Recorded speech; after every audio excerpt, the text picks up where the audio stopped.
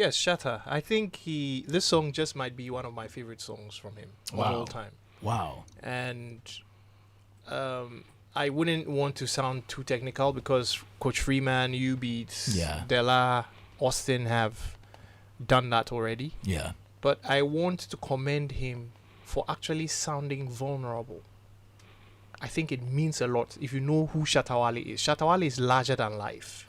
You understand? Yeah. But you could see a side of Shatta that I don't think a lot of people have observed, or I don't think he had given us glimpses into that side of his personality. Okay.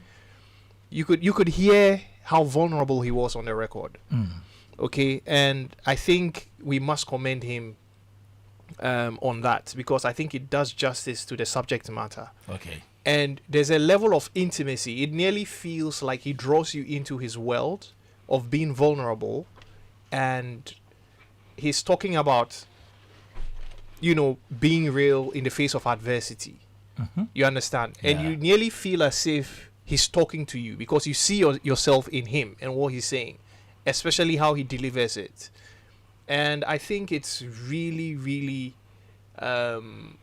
important for artists to be true to what they are writing about. It's like acting. Yeah. You understand? You can't play a role and not look the part or sound the part. So I really love the song. I think it just might be my favorite Shatta Wale song. Wow. Vocal texture. I have a bias towards the raspy vocal texture of his voice on this song. Why? Because we have grown accustomed over time to hearing people with like very smooth vocals, velvety voices. I think it's becoming cliche because we also have heard lots of people who have nice voices but don't know how to work them properly. You understand? So I think somebody's ability to sing and the character of their voice are two separate things. True. You take an artist like Nina Simone. She didn't have the most pleasant voice, but she could really sing, like really sing. Messy, exactly. So for me, vocally, the texture works perfectly well for me because I think it makes the song stand out, right? Vocal delivery. There's one challenge I felt I had with it. Okay.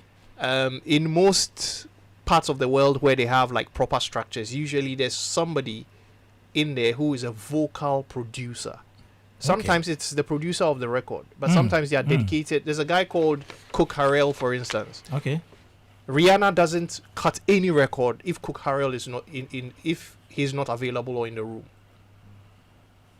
He even understands Rihanna's voice better than she does. Wow. You understand? Now, the reason I brought the vocal production bit is the fact that if you notice, getting to the end of the verses, just before the choruses kick in, you lose energy. And you don't have that build-up and that euphoric feeling because in the choruses, he's singing about his triumph over adversity and how like the streets got his back and he's keeping it real and all of that. You understand? I mean, what were the words there? Let me... In the chorus? Yes. Okay, good. So the pre-chorus is supposed to be the bridge between the end of the chorus and the start of the chorus. Yeah. So the last line of the verse 1 is, under the street lights we carve our name. Yeah. The horns blow loud, they sing our fight. We chase the dawn through endless nights. Yeah. We should be seeing a gradual lift and a crescendo that ushers in the chorus, which should be the pinnacle, because the song doesn't have a bridge, mind you. The arrangement is verse, pre-chorus, chorus, verse, pre-chorus, chorus, fade out. There's no bridge. So in the absence of a bridge, you want to see that lift. Okay, so I was just trying to demonstrate that. So please permit me to do this so that you can just continue, please. Okay. Brick by brick, we built from pain. Under the streets lights, we carve our name. There was no loud, they sing our fight. We chase the dawn through endless nights. Street corner my head, I'm staying. Okay. You see? Okay.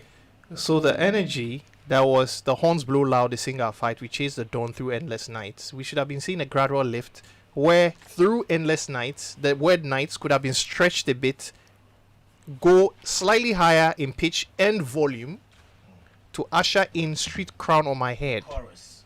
Yes. Because that's the magnum opus of the track.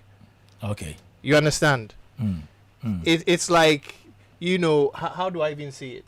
It's like you're in a mood of celebration, of triumph.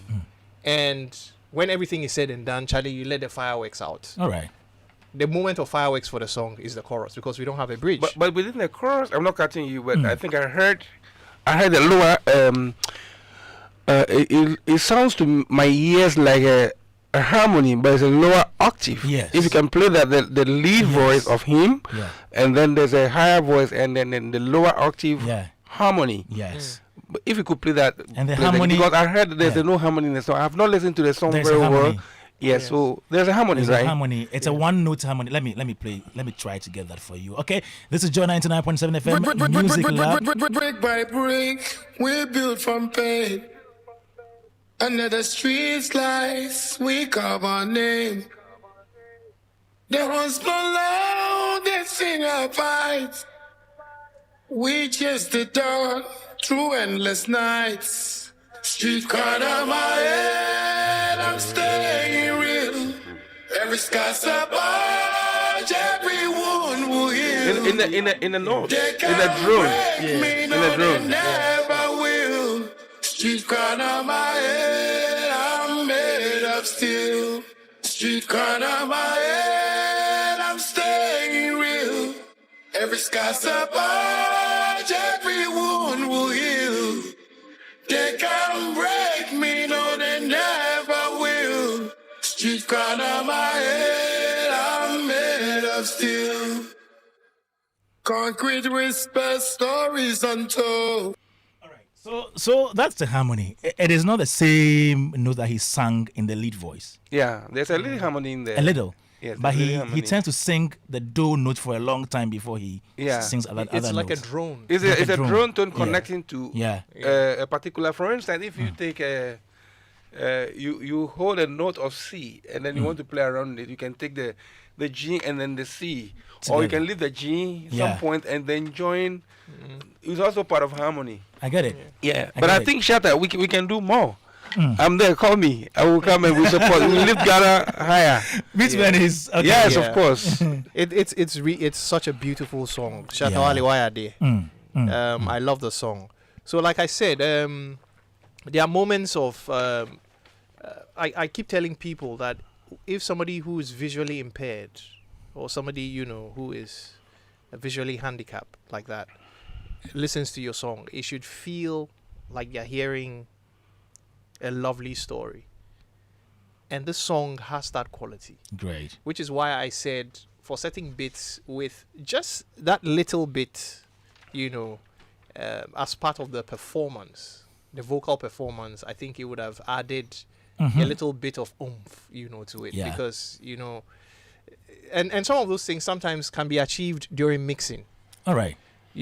because technically a very good mixing engineer makes technical and creative decisions to complement what the artist is doing. But Right. ideally, those things are best done Yeah. whilst recording as part of the performance. But I love his performance on this. Great. Joy 99.7 Showbiz A to Z. This is the Music Lab.